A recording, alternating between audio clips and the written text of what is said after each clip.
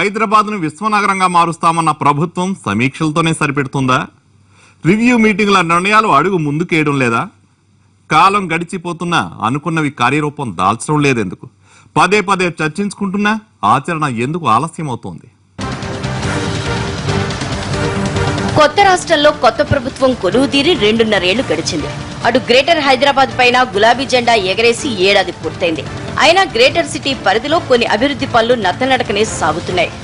లక్ష్యాల్ని పెట్టుకున్న ఏ ప్రాజెక్టు కూడా సకాలంలో పూర్తయ్యే సూచనలు కనిపించడం లేదు. బల్దియా పాలక మండలి ఎన్నికల్లో నగరమంతా పర్యటించి పార్టీ అభ్యర్థుల్ని భారీ మెజార్టీతో గెలిపించిన మున్సిపల్ శాఖ మంత్రి కేటీఆర్ నగరానికి సంబంధించిన ప్రాజెక్టుల పురోగతిలో, నగర సమస్యల పరిష్కారంలో పాలక మండలిని పరుగులు పెట్టించలేకపోయారనే కామెంట్స్ వినిపిస్తున్నాయి.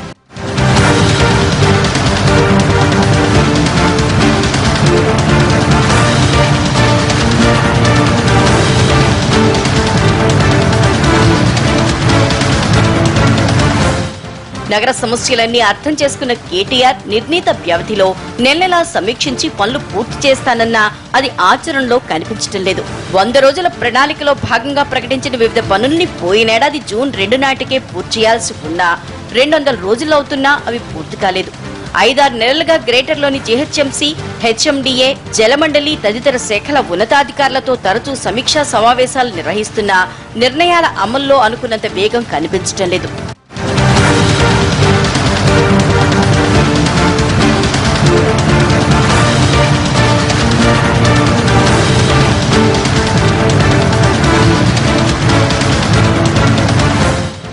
రోడ్లు, నాలాల సమస్యలపై మంత్రి తరచూ అసంతృప్తి వ్యక్తం చేస్తున్నా పనుల్లో పురోగతి అంతగా చర్చనీయాంశమవుతోంది.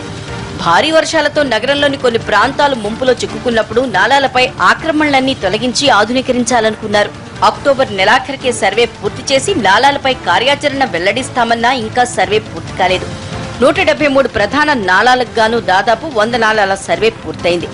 390 కిలోమీటర్ల మేర జరగాల్సిన సర్వేలో 200 కిలోమీటర్ల మేర పూర్తయింది.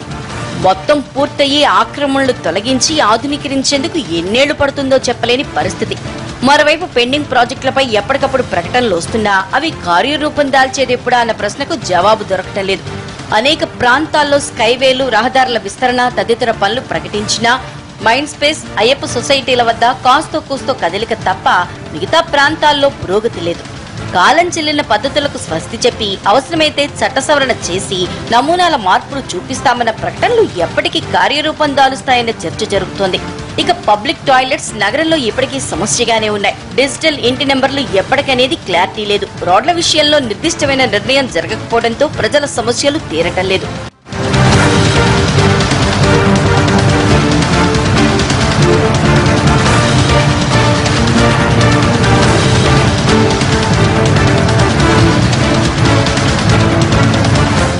పేదలకు ఈ సంవత్సరం 1,00,000 ఇళ్లు నిర్మించాలనేది లక్ష్యం.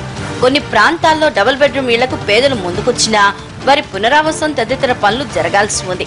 వివిధ దశల్లో టెండర్లు పిలిచినా ఇప్పటిదాకా 5 ప్రాంతాల్లోనే టెండర్లు ఖరారయ్యాయి. ఐడీహెచ్ కాలనీ తప్ప ఇంకెక్కడా ఒక్క ఇల్లు కూడా పూర్తి కాలేదు.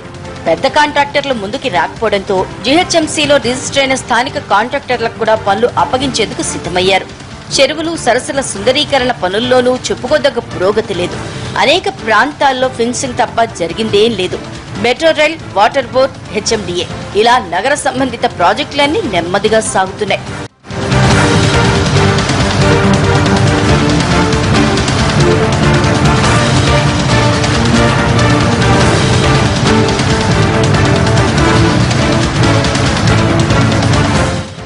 సమీక్షలు అవసరమే, కానీ పనులు అంతవరకే పరిమితమైతే పుణ్యకాలం గడిచిపోతుందన్న చర్చ జరుగుతోంది.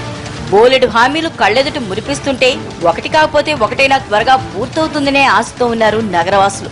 పెద్ద ప్రాజెక్టుల సంగతి తర్వాత, ముందు నగర రోడ్లు బాగైనా చాలనుకుంటున్నారు. సమీక్షల నిర్ణయాలు ఏ దశలో ఉన్నాయో కార్పొరేషన్ పాలక మండలి ముందోసారి సమీక్షించుకుంటే బాగుంటుందేమో.